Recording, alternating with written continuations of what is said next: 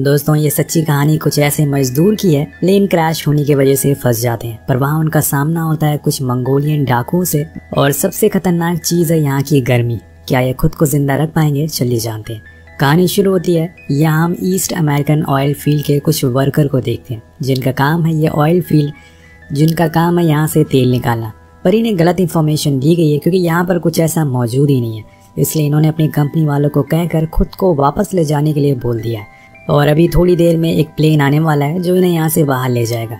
कुछ देर के बाद फाइनली इनका प्लेन यहाँ पर लैंड होता है, जिसका पायलट है फ्रैंक, जो कि एक माहिर पायलट है, और उसके साइड में उसका को पायलट जॉन, जो कि अभी नया पायलट बना हुआ है। लेकिन इन दोनों को ये नहीं पता कि आज इनकी कितनी बड़ी परीक्षा होने वाली है। अब ये परीक्षा क्या है, ये आपको कुछ ही देर में पता चलेगी। सभी वर्कर प्लेन में सारे सामानों को भरते हैं, जिसमें कुछ खाने पीने का सामान भी होता है, क्योंकि अब इन्हें यहाँ पर थोड़ी रहना है। जिसके बाद प्लेन उड़ान भरता है और ये भूल जाते हैं कि कुछ देर तक तो मंगोलियन रेगिस्तान के ऊपर से इन्हें गुजरना है। यहाँ पर किसी प्लेन को उड़ा पाना आसान नहीं है, क्योंकि थोड़ी ही देर में इनका सामना एक विशाल रेगिस्तान तूफान से होता है, जो कि इनके प्लेन को पल भर में ही अपने आगोश में ले लेता है। फ्रैंक कहता है कि हमें इसी के बीच से होकर आगे बढ़ना होगा, अगर वापस गए तो हमें कई दिन फ्यूल के लिए इंतजार करना होगा। जॉन उसका ऑर्डर फॉलो करता है और फिर दोनों प्लेन की स्पीड को तेज कर देते हैं, लेकिन मिट्टी के कंकड़ प्लेन के इंजन में घुस जाते हैं, जिसके बाद वो काम करना बंद कर देता है। और अब इनके पास कोई ऑप्शन नहीं था, ये खुद के प्लेन को यहीं पर लैंड करा।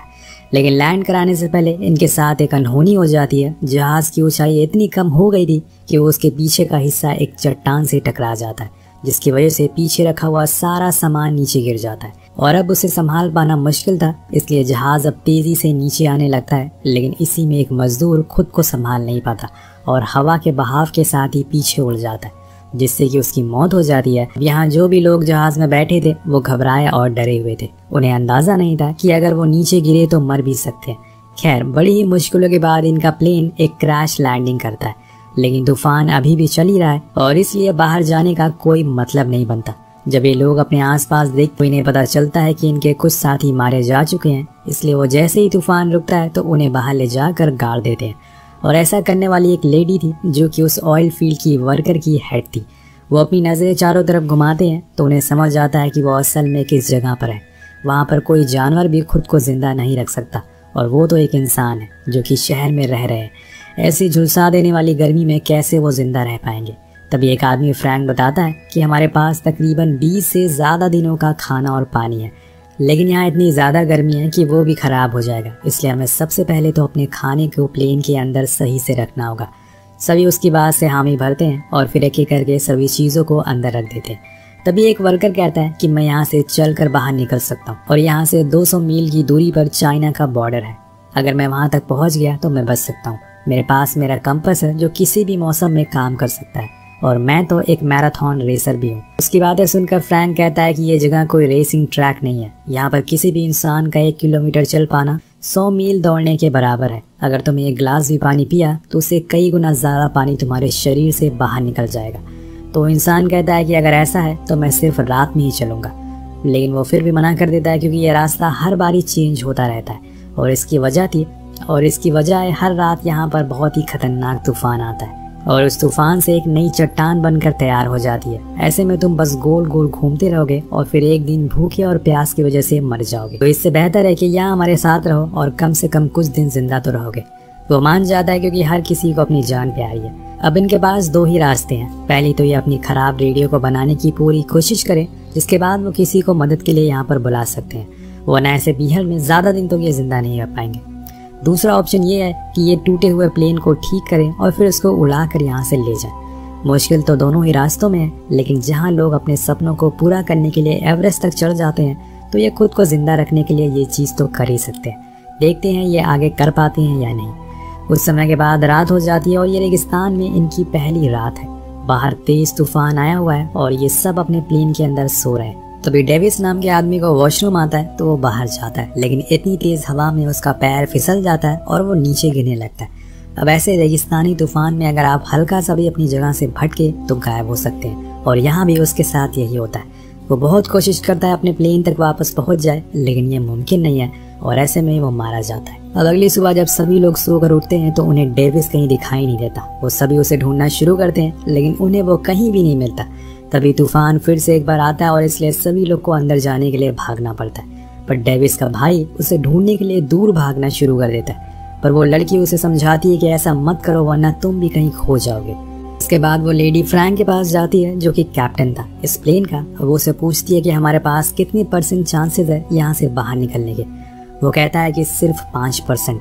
अब ये सुनकर वो उस पर चिल्लाना शुरू कर देती है, तो वो कहता है कि मैंने किसी का ठेका नहीं ले रखा है, हमारे पास इंतजार करने के अलावा कोई ऑप्शन नहीं है, इसलिए जब तक हो सके इंतजार करो, क्या पता हमारी कंपनी वाले हमें ढूंढते ढूंढते यहाँ पर आ जाए। पर उसकी इस बात से वो लेडी नाखुश थी। वो जानती है कि ये नामुमकिन के बराबर है कि कोई उन्हें ढूंढते हुए यहाँ तक आए। अब इसी तरह से कुछ दिन बीत जाते हैं और हम 2 लोगों को देखते हैं जो यहाँ से अब बाहर जाने के लिए तैयार हो रहे हैं। उन्होंने पैदल ही सफर करने का फैसला कर लिया है और वो अपने साथ कुछ खाने पीने का सामान ले जाने लगते हैं। पर फ्रैंक उन्हें पानी ले जाने को मना कर देता है क्योंकि यहाँ पर पहले से पानी की कमी है। लेकिन वो आदमी उसकी बात नहीं मानता और इसी में हाथापाई होने लगती है। इसी में वो पानी भी गिर जाता और पूरा सत्यानाश हो जाता है। लेकिन इन सब के बाद उन लोगों ने तो उम्मीद ही छोड़ दी थी यहाँ से बाहर निकलने के लिए, क्योंकि आखिर कब तक यहाँ पर ये ऐसे ही लड़ते रहेंगे, मरते रहेंगे, एक न एक दिन इनका खाना और पानी खत्म हो जाएगा। लेकिन तभी यहाँ पर एंट्री होती है एक एलियट नाम के आदमी की, जो असल में कोई वर्कर नहीं था बल्कि वो तो यहाँ पर ऐसे ही टूरिस्ट था। अब वो घर जाने वाला था, लेकिन इस हादसे में वो भी बिना वजह फंस गया। वो उन सभी को बताता है कि मैं जब से यहाँ पर फंसा हुआ हूँ तब से मैं इस प्लेन की चीजों को समझ रहा हूँ। वो उन्हें एक आइडिया देता है कि हम इस प्लेन के इंजन की मदद से एक दूसरे प्लेन को बना सकते हैं, लेकिन उसमें थोड़ा समय लगेगा और ऐसे में हम खुद को जिंदा भी रख सकते हैं और यहाँ से बाहर भी निकल सकते हैं। तभी एक आदमी कहता है कि तुम कैसे इस प्लेन को बना सकते हो। वो बताता है कि पहले मैं एक एरोप्लेन डिजाइनर था, मुझे ये पता है। अब सभी लोग यहाँ पर अपनी उम्मीद हार चुके थे, लेकिन जब एलियट उन्हें ये बात बताई तो उन्हें एक रास्ता दिखता है यहाँ से बाहर निकलने का। लेकिन फ्रैंक कहता है कि ये मुमकिन नहीं है, ऐसा नहीं हो सकता, इसलिए वो इस चीज के लिए इनकार कर देता है। अब अगली सुबह जब ये लोग उठते हैं तो इन्हें पता चलता है कि लिडिल भी वहाँ से गायब हो चुका है और अब ये लोग किसी और को खो नहीं सकते। तो वो लेडी जिसका नाम एली होता है वो सबसे कहती है कि मैं जा रही हूँ उसे लेने के लिए। अभी वो ज्यादा दूर नहीं गया होगा, लेकिन फ्रैंक कहता है कि रुक जाओ, मैं उसे लेकर आता हूँ। इसलिए वो एक बोतल पानी लेकर निकल जाता है उसे ढूंढने के लिए, पर उसे कोई आइडिया नहीं है कि वो कहाँ पर गया और किस दिशा में गया है। वो चलते रहता है और फिर एक दिन बाद उस जगह पर पहुंच जाता है जहाँ पर उनका प्लेन का पिछला हिस्सा गिरा था और वहीं पर उसे लिडिल भी मिल जाता है। पर वहाँ उन्हें एक आदमी की लाश भी मिलती है और ये वही आदमी था जो उस दिन प्लेन हादसे के दौरान गिरा था। वो देखता है कि उसके शरीर पे कोई भी कपड़े नहीं है, उसे किसी ने गोलियां मारी है, वहाँ पर गोलियों के खोखे भी गिरे हुए थे। तभी लिडिल कहता है कि हमारे पहले भी यहाँ पर कोई आ चुका है, मैं यहाँ पे अपनी घड़ी लेने के लिए आया था जो कि इस आदमी ने पहन रखी थी, लेकिन अब वो नहीं है और इसके कपड़े भी वो लोग ले जा चुके हैं। यहाँ फ्रैंक लिडिल को साथ चलने को बोलता है, लेकिन वो मना कर देता है क्योंकि वहाँ जाने का कोई फायदा नहीं है। वो कहता है कि तुमने तो प्लेन बनाने के लिए मना कर दिया और अब तो कुछ भी नहीं हो सकता, और तुमने ऐसा क्यों किया फ्रैंक। वो कहता है कि मैं किसी को एक झूठी उम्मीद नहीं देना चाहता। पर लिडिल कहता है कि तुम बहुत ही मतलबी इंसान हो, तुम सिर्फ अपने फायदे के लिए सोचते हो। क्या तुम्हें पता है कि तुम्हारे एक हाँ की वजह से कितने लोगों के दिलों में एक जीने की उम्मीद आ जाएगी और उन्हें खुशी मिलेगी कि शायद वो अपने परिवार से मिल पाएंगे, और कम से कम तुम उन्हें वो खुशी तो दे सकते। फ्रैंक उसकी बातें सुनकर कुछ नहीं कहता और फिर वो दोनों वापस आने लगते हैं। दूर से इनके साथी इन्हें देख लेते और इन्हें फौरन प्लेन के पास लेकर आते।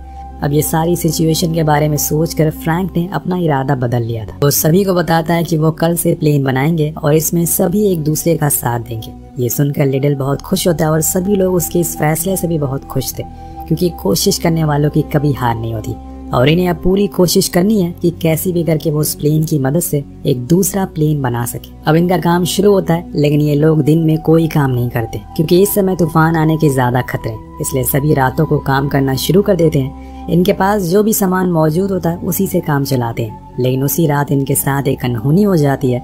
दरअसल इन्होंने जो मशाल और आग जलाने के लिए पेट्रोल रखा हुआ था उसमें वेल्डिंग करते समय चिंगारी चली जाती है, जिसके बाद एक बहुत बड़ा धमाका होता है और सारा फ्यूल यानी कि सारा तेल जल जाता है। अगले दिन सभी लोग उदास होकर बैठ जाते हैं क्योंकि उनके पास अब इतना ही फ्यूल बचा हुआ है जिससे वो प्लेन को लेकर उड़ सकते हैं। इसलिए अब इन सभी को दिन में काम करने के अलावा कोई ऑप्शन नहीं है। सभी इस झुलसा देने वाली गर्मी में लग जाते हैं और इनका सबसे पहले काम था प्लेन के साइड विंग को काट कर ठीक करना और फिर उसको सही सलामत उसी जगह पर फिक्स करना। लेकिन ऐसा करने का इनके पास सिर्फ एक ही मौका है, क्योंकि इनके पास कोई क्रेन नहीं है जिससे वो उस विंग को ऊपर खींच सके। इसलिए अगर वो नीचे गिर गई तो सब कुछ बर्बाद हो जाएगा। सभी धीरे धीरे करके उस ऊपर खींचते और फिर उसको एक ढांचे पर रख देते हैं और अब 3 लोग एक रस्सी की मदद से उसको आगे की ओर खींचने लगते हैं। लेकिन तभी वो रस्सी टूट जाती और विंग अपने आप आगे जाकर टकरा जाता है। सभी फौरन नीचे आते, उन्हें लगता है कि अब वो टूट गया, पर प्लेन के अंदर से इनका एक साथी बाहर आता है और बताता है कि उन्होंने कर दिखाया। वो जाकर उसकी सही जगह पर फिक्स हो गया जहाँ पर उसे होना था। ये उन सभी की पहली सफलता थी और इससे उनके अंदर एक जज्बा जाग जाता है। सभी बहुत खुश हो जाते हैं और धूम धड़ाके से पार्टी करने लगते हैं, पर इनके लिए मानो मुसीबतें कम होने का नाम ही नहीं ले रही थी। उसी रात इनका सामना होता है थंडरस्टॉर्म से और इस तूफान में तेज तेज बिजली भी कड़कना शुरू हो जाती है। ऐसे में सभी लोग अंदर भागना शुरू कर देते हैं, लेकिन एलियट प्लेन के ऊपर ही रहता है। फ्रैंक उसे वहां से हटने को बोलता है, लेकिन वो किसी भी हालत में अपने इस प्लेन से दूर नहीं होना चाहता।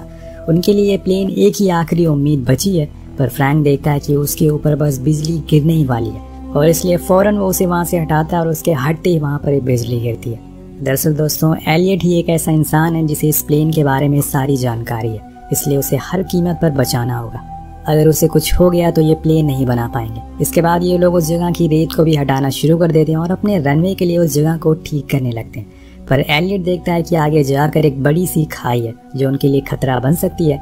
खैर, कुछ दिन के बाद एलियट और फ्रैंक के बीच में बहस हो जाती है क्योंकि पानी अब खत्म हो चुका था और एलियट डिमांड करता है कि उसे पानी और चाहिए, जो कि फ्रैंक को पसंद नहीं आता क्योंकि वो ऑर्डर कर रहा था। और इन सब से परेशान होकर एली वॉक के लिए निकल जाती है, पर वहाँ उसे चट्टान के दूसरी तरफ कुछ ऐसा दिख जाता है जिससे वो बहुत ज्यादा डर जाती है और भागते हुए अपने लोगों को बताती है कि दरअसल उसे कुछ मंगोलियन डाकू दिखे थे जिनका काम होता है कि एक शहर से दूसरे शहर के बीच में हथियारों या फिर गलत चीजों को पहुंचाना। और यहाँ फ्रैंक और उसके साथी कहते हैं कि क्यों ना हम उससे पानी की मदद मांगे। सभी को लगता है कि शायद वो उसकी मदद कर देंगे और सभी मान भी जाते हैं, पर एलियट मना करता है क्योंकि वो खतरनाक है और वो कुछ भी कर सकते हैं, उनका प्लेन को भी हथिया सकते हैं। लेकिन कोई उसकी बात नहीं सुनता। अब वो लोग जाकर उससे पानी के लिए मदद मांगते हैं। फ्रैंक एक और आदमी पीछे छुपे रहते हैं ताकि कुछ अनहोनी हो तो वो उन्हें मार सकें।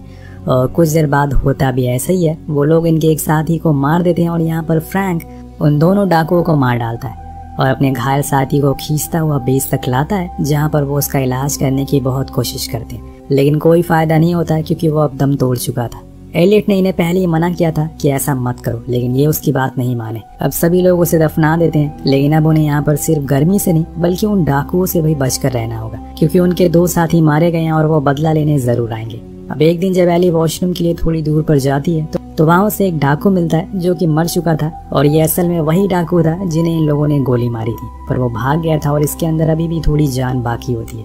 एलियट कहता है कि इसे मार दो, लेकिन फ्रैंक मना करता है, पर तभी एलियट उसे गोली चलाकर मार देता है जिससे फ्रैंक के गुस्से का सबर का बांध टूट जाता है और वो उसे खींचकर एक पंच मारता है। तो एलियट कहता है कि इसने हमारी साथी को मारा है और तुम्हारी वजह से हम यहाँ पर फंसे हुए हैं। तुम एक घटिया पायलट हो और अब से मैं कोई भी काम नहीं करूंगा।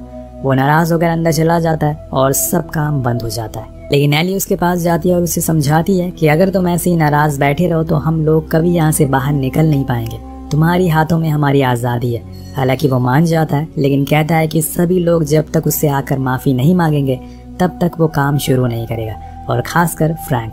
अब उन सभी को माफ़ी मांगनी पड़ती है जिसमें फ्रैंक भी मौजूद था क्योंकि सभी लोग एलियट के आगे मजबूर थे।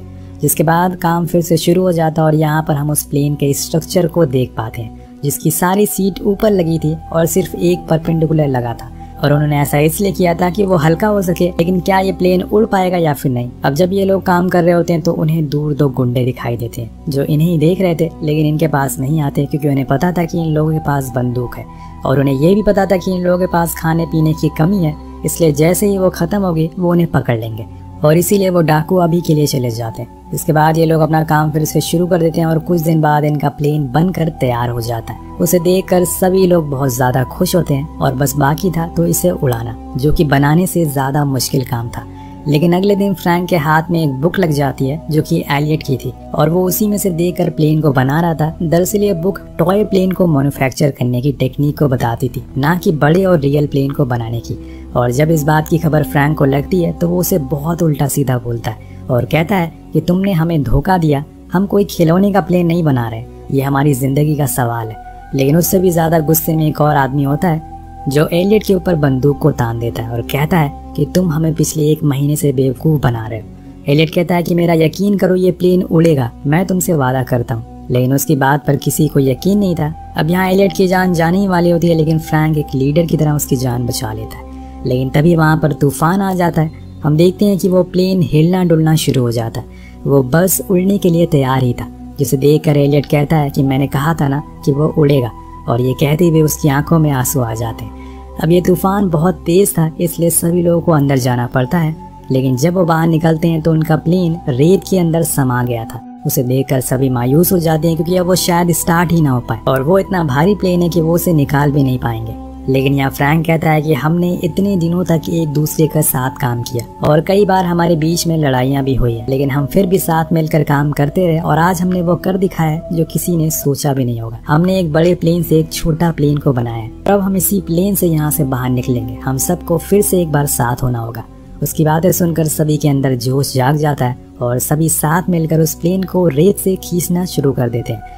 फिर उसे लाकर रनवे पर खड़ा कर देते हैं और सभी ऊपर की ओर जाकर बैठ जाते हैं। दरअसल इनके प्लेन में कोई सीट नहीं थी, क्योंकि उससे वजन ज्यादा हो जाता, और इसीलिए सभी लोगों को विंग को पकड़कर उड़ना होगा। अब फाइनली वो पल आ जाता है जिसका इन्होंने कई महीनों से इंतजार किया था। वो प्लेन को स्टार्ट करते हैं, लेकिन वो बार बार रुक रहा था, और इतने में हम देखते हैं कि इंजन की आवाज सुनकर वो गुंडे, वो डाकू भी इनकी तरफ आना शुरू हो जाते हैं, और उनकी तादाद इस बार कई गुना ज्यादा है, इसलिए उनका सामना ये कर नहीं पाएंगे। इन्हें कैसे भी करके इसे शुरू करना होगा और यहाँ से उड़ना होगा। लेकिन प्लेन बार बार रुक रहा था, लेकिन फ्रैंक कोशिश नहीं छोड़ता। वो बार बार ट्राई करता है और आखिर में इंजन स्टार्ट हो जाता है। वो उस प्लेन को टेक ऑफ करने के लिए रेडी करता है, लेकिन उसके पीछे वो गुंडे अपने घोड़े से तेजी से इनकी तरफ बढ़ रहे थे। वो इन पर लगातार गोलियां भी चलाते रहते हैं। लेकिन दोस्तों, तभी फ्रैंक उस प्लेन को लेकर तेजी से आगे बढ़ता है, और आ जाती है वही खाई जिसके बारे में मैंने आपको बताया था, और इनका प्लेन सीधा जाकर खाई में गिर जाता है। सभी डाकुओं को लगता है कि वो मर गए, लेकिन ऐसा होता नहीं। वो लोग ऊपर आ जाते हैं और आसमान की ऊंचाइयों को चीरते हुए आगे निकल जाते हैं। सभी के चेहरे पर एक स्माइल थी। सभी लोगों ने एक इतिहास रच दिया था, वो कर दिखाया था जो किसी ने सोचा नहीं होगा, और फाइनली इनकी मेहनत की वजह से इन सभी की जान बच जाती है। इस कहानी से यही सीख मिलती है कि इंसान अगर कोशिश करे तो कुछ भी कर सकता है, कोई भी परेशानी का हल ढूंढ सकता है। बस वो काम करने के लिए उसके अंदर जज्बा और हुनर होना चाहिए। जब तक आपकी सांसें चल रही है, कोशिश करते रहिए, क्योंकि सफलता आपकी राह देख रही है। कुछ दिन बाद हम सभी को उनकी फैमिली के साथ देखते हैं, और सभी सही सलामत जिंदा थे। इसी के साथ ये कहानी यही खत्म हो जाती। वेल दोस्तों, ये पूरी कहानी एक सच्ची घटना पर आधारित है। आपको कहानी कैसी लगी नीचे कमेंट करके जरूर बताएगा। मिलते हैं अगली वीडियो में। Peace out.